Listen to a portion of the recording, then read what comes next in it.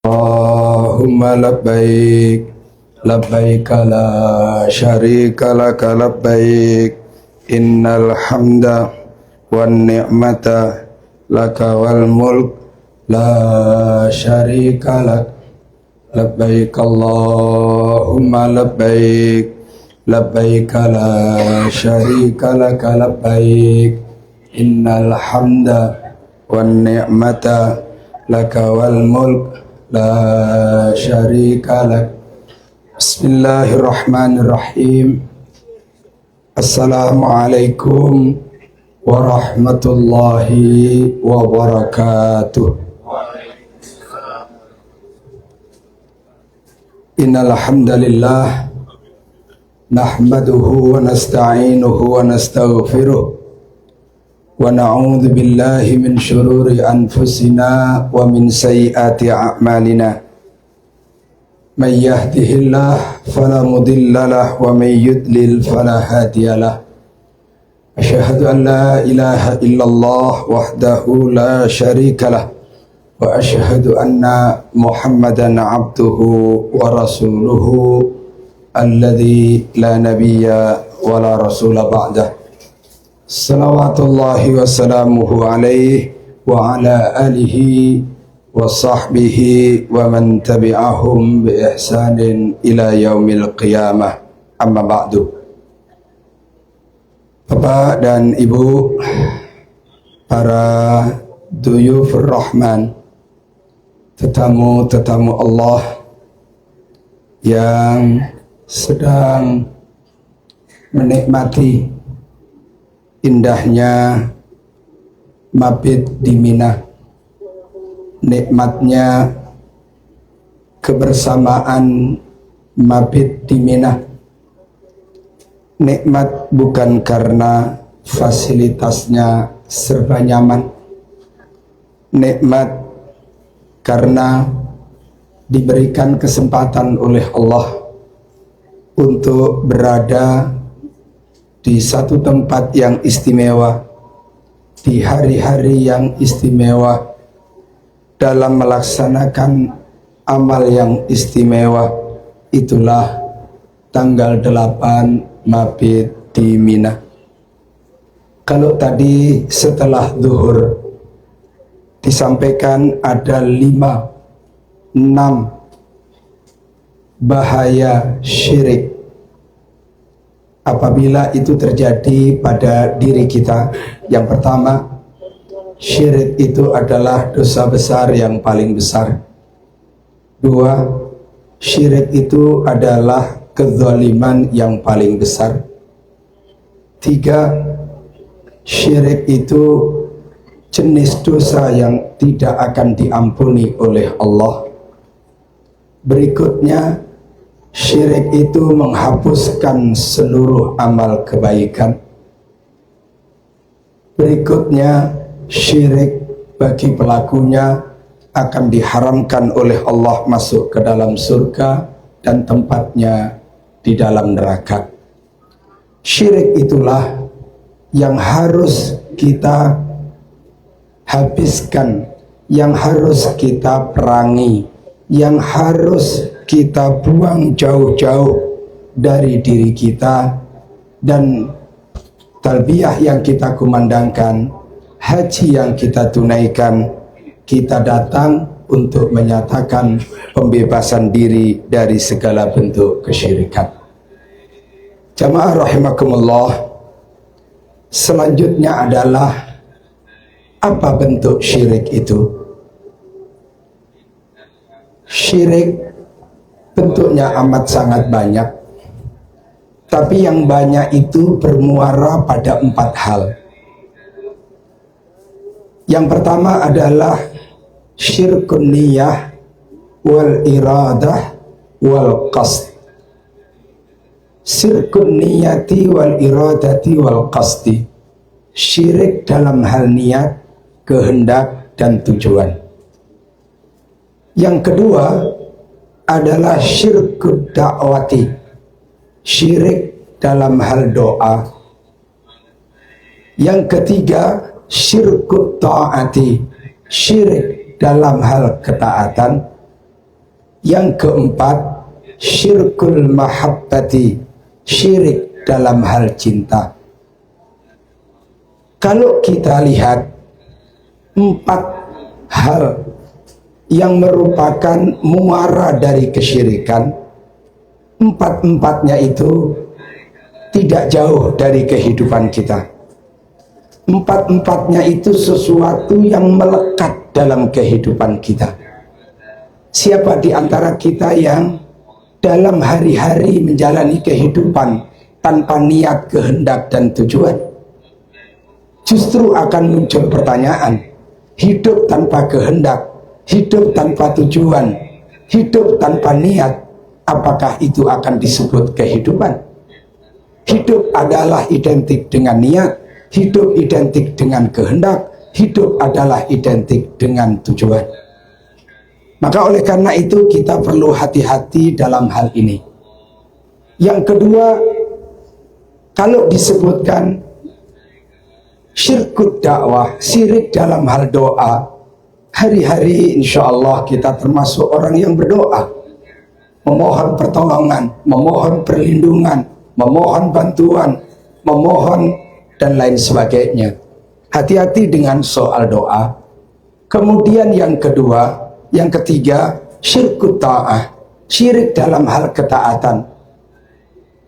Siapa manusia yang bisa terhindar dari soal ketaatan? Tidak akan ada kehidupan ini tanpa ada prinsip ketaatan. Taat anak kepada orang tua, taat karyawan kepada pimpinan di perusahaan, taat rakyat kepada pemimpinnya, taat dan lain sebagainya. Istri kepada suami misalkan. Maka oleh karena itu kita harus mewaspadai dan mengetahui terkait dengan soal batas-batas dan kaidah ketaatan. Karena di situ dimungkinkan ada kesyirikan. Kemudian yang keempat adalah syirkul mahabbah, syirik dalam hal cinta. Siapa di antara manusia yang terbebas dalam persoalan cinta? Ada cinta suami kepada istri, ada cinta orang tua kepada anak, ada cinta laki kepada wanita, ada cinta ini dan itu. Maka oleh karena itu kita mesti harus ada kehati-hatian terkait dengan persoalan cinta. Jamaah rahimakumullah, kita sebutkan satu demi satu. Kita coba urai satu demi satu. Saya ingin mengundang kita bersama untuk membaca surat Hud.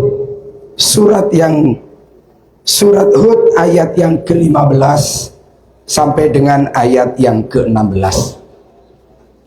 Ketika Allah Subhanahu wa ta'ala berfirman, "Man kana yuridul hayatad dunya wa zinataha nuwaffi ilaihim a'malahum fiha wa hum fiha la yubkhasun." Man, barang siapa orang yang kana yuridul hayatad dunya, yang menghendaki kehidupan dunia, wazinataha, dengan seluruh perhiasannya. Kalau orang menghendaki dunia dengan seluruh perhiasannya, itulah yang memang diharapkan. Sedekah dilakukan ingin mendapatkan dunia dengan seluruh perhiasannya. Haji ditunaikan ingin mengharapkan dunia dengan seluruh perhiasannya. Sedekah, puasa dilakukan, merindukan dunia dengan seluruh perhiasannya. Apabila dia merindukan dunia dengan seluruh perhiasannya, kata Allah Subhanahu wa ta'ala, nuwaffi ilaihim a'malahum fiha, maka pasti Allah akan berikan balasan penuh atas pekerjaan mereka di dunia. Karena kalau memang itu yang dikehendaki, yaitu dunia berikut dengan segala isinya, maka Allah akan memberikan balasan pekerjaan mereka itu di dunia. Bahkan Allah memberikan balasannya, nuwaffi ilaihim a'malahum fiha, dengan sempurna. Allah akan berikan. Kalau memang itu yang dimaui, Allah akan berikan. Tetapi wahum fiha la yubkhasun, dan mereka di dunia tidak akan dirugikan. Jadi Allah akan berikan sepenuhnya, dan dia di dunia tidak akan dirugikan oleh Allah Subhanahu wa ta'ala. Tapi jamaah sekalian, tolong dengarkan baik-baik ayat yang berikutnya. Baca baik-baik ayat yang berikutnya. Bagaimana nasib mereka nanti di akhirat?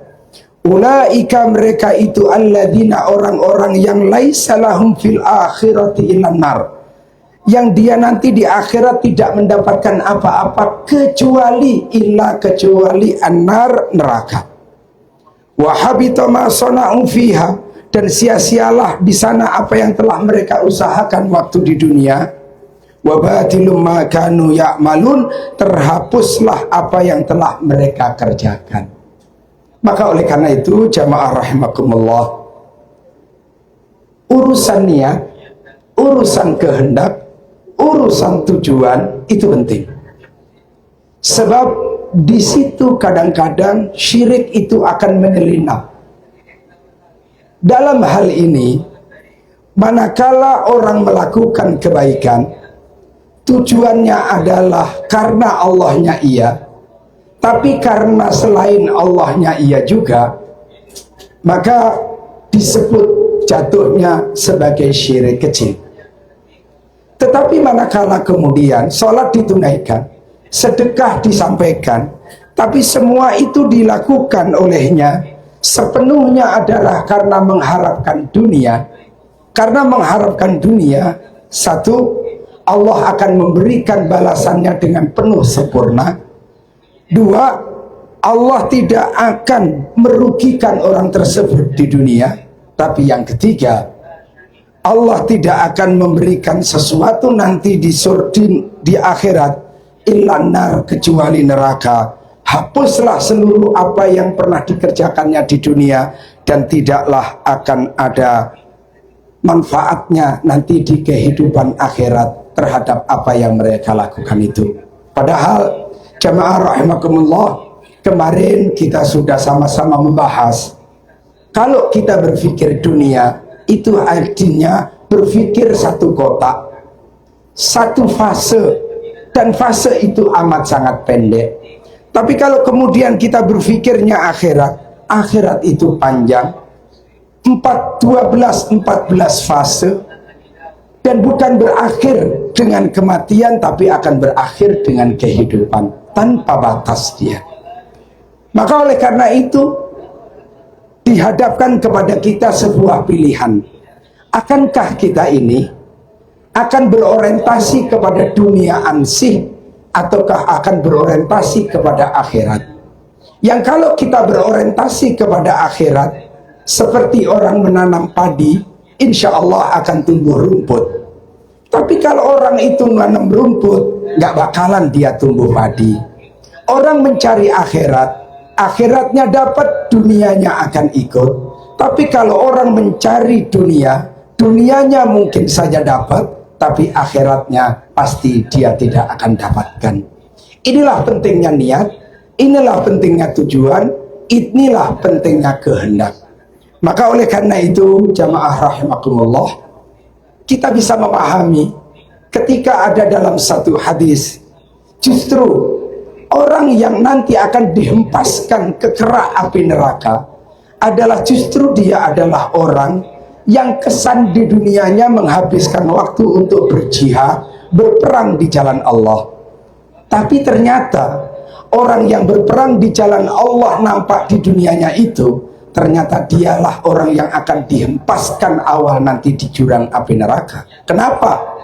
Karena ternyata perjuangan yang dia lakukan, karena dia ingin disebut pahlawan, dan dia tidak melakukannya karena ketaatannya, karena ingin menggapai keridhaan Allah Subhanahu wa ta'ala. Juga termasuk orang yang menghabiskan, yang banyak berderma. Orang akan mengenal dia di dunia sebagai orang yang dermawan. Tetapi apa yang kemudian terjadi? Orang yang dikenal di dunia sebagai orang dermawan itu ternyata dihempaskan ke jurang api neraka justru lebih awal. Kenapa itu terjadi? karena dia melakukan kedermawanan karena ingin dipuji oleh orang, dan tidak karena dan untuk mendapatkan keridhaan Allah semata.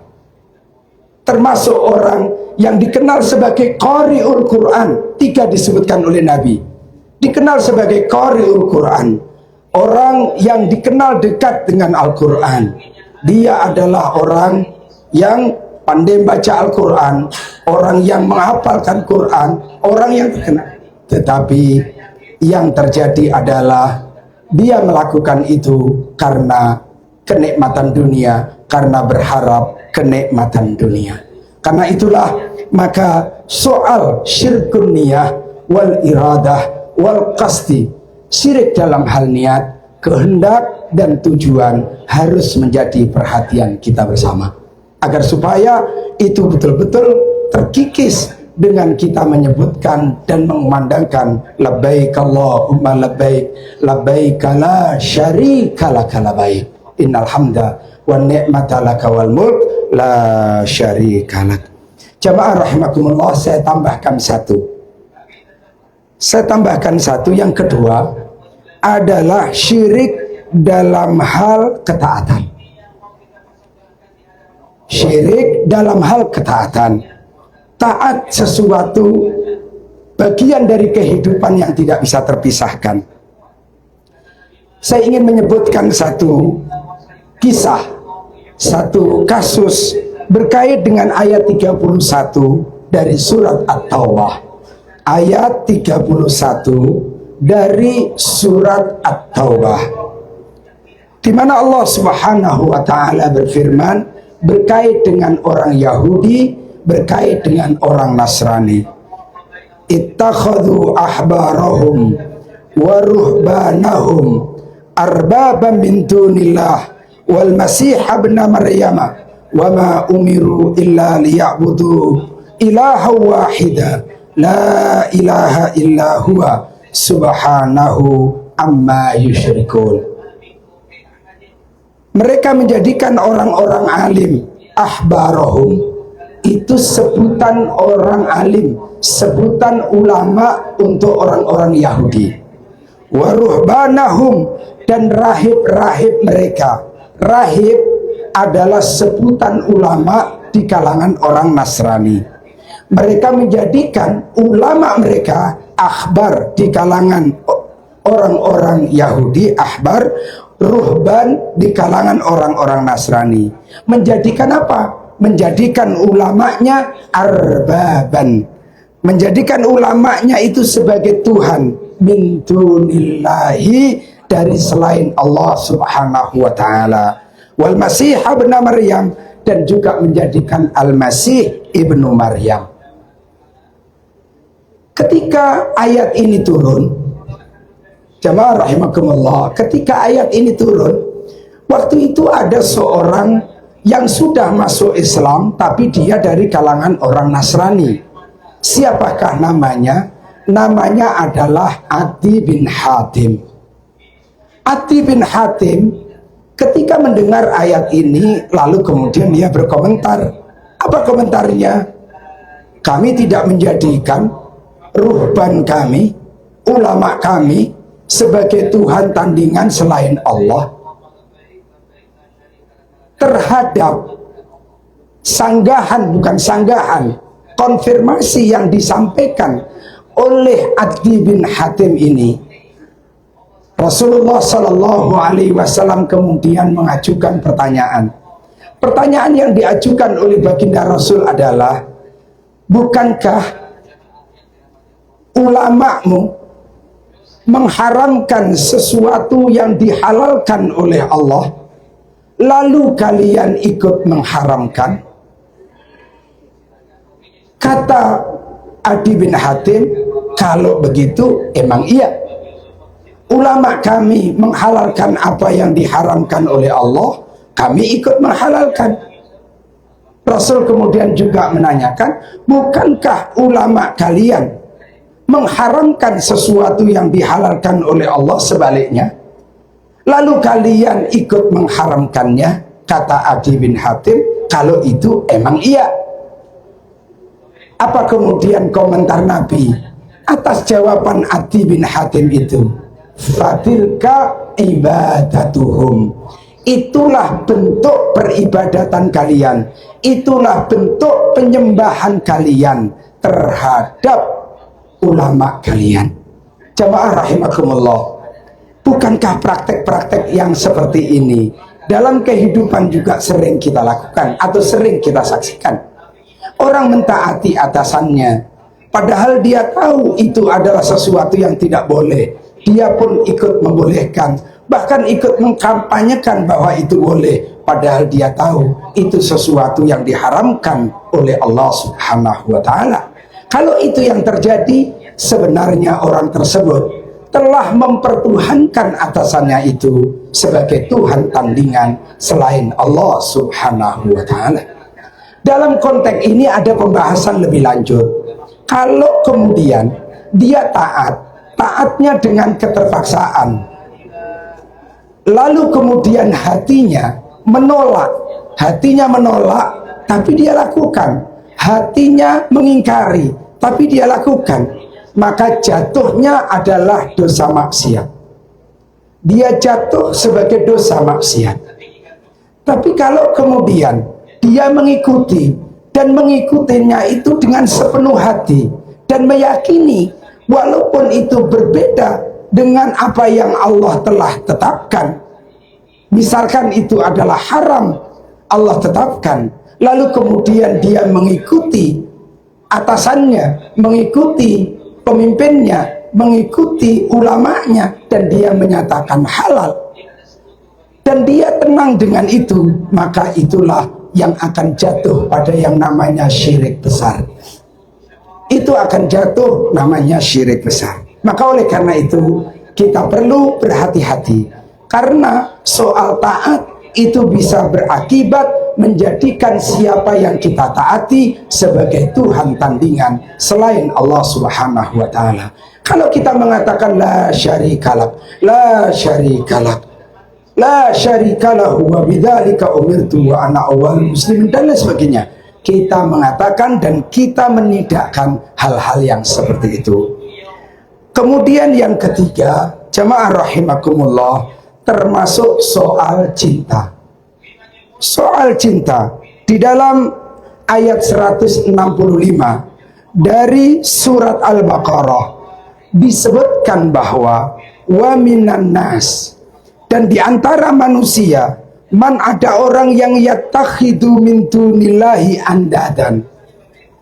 Ya, yattakhidu min dunillahi andadan. Ada orang yang menjadikan, menyembah Tuhan selain Allah sebagai tandingan. Nah, orang yang seperti ini apa yang dilakukan? Kok dia sampai pada tingkat disebut sebagai menjadikan selain Allah sebagai tandingan? Menjadikan selain Allah sebagai tandingan. Ternyata mereka itu yuhibbunahum kahubbillah, mereka mencintai seperti mencintai Allah Subhanahu wa ta'ala. Mencintai selain Allah sama dengan cintanya kepada Allah, itu adalah kesyirikan, dan itu tidak dibenarkan secara akidah. Pertanyaannya adalah, bagaimana mendudukkan cinta suami kepada istri? Bagaimana mendudukkan cinta orang tua kepada anak? Bagaimana mendudukkan cinta kepada sesuatu? Ibnu Qayyim Al-Jauziyah menyebutkan, misalkan cinta itu ada yang al-hubbu fillah wal bughdu fillah. Cinta karena Allah dan benci karena Allah.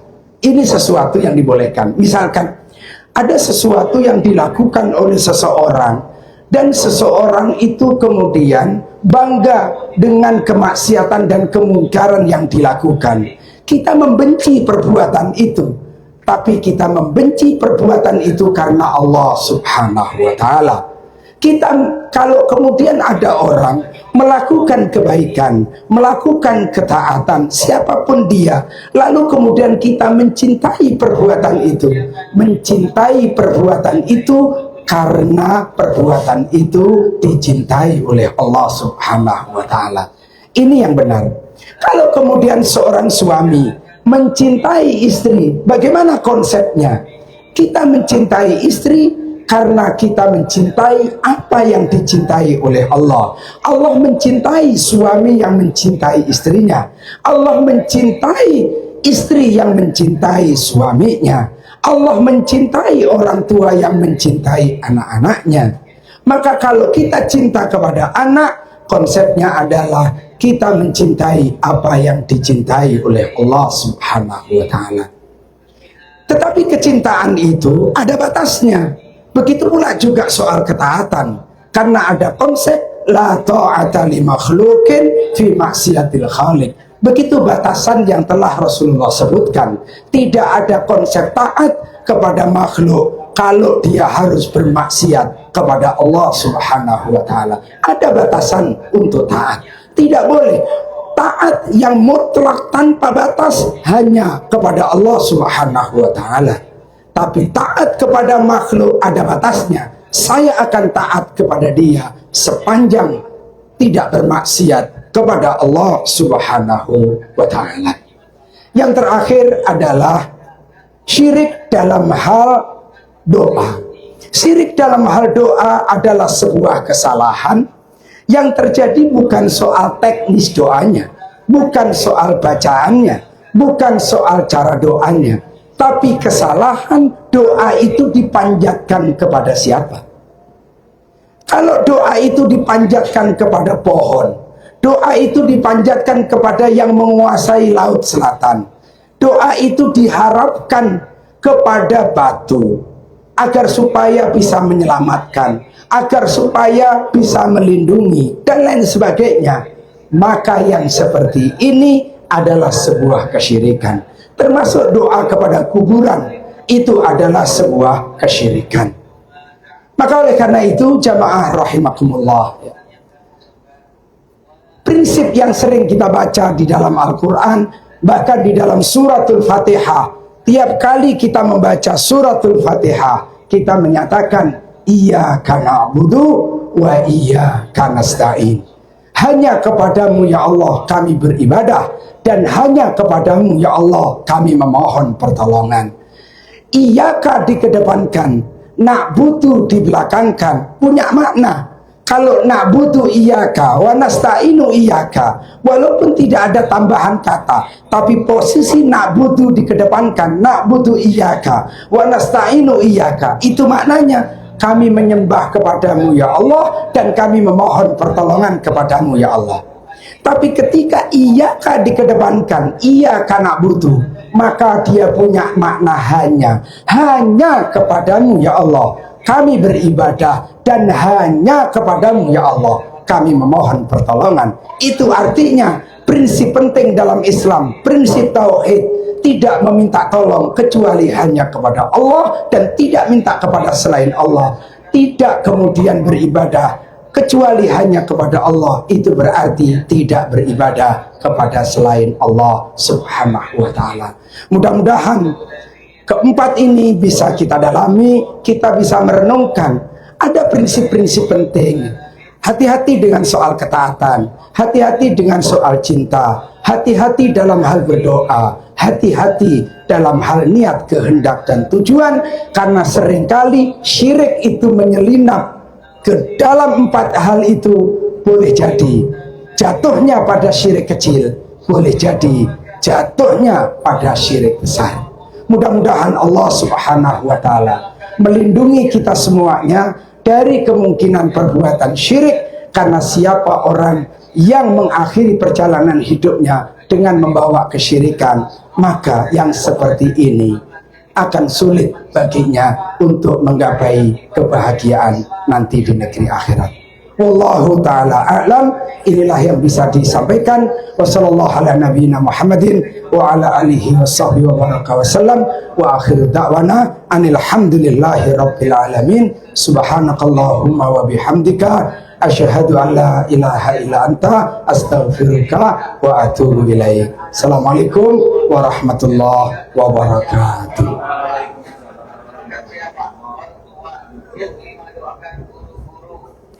Bapak Ibu, kegiatannya masing-masing, silahkan tilawah, target kita atau target di antara Bapak Ibu mungkin ada yang mau mengkhatamkan Quran 30 juz,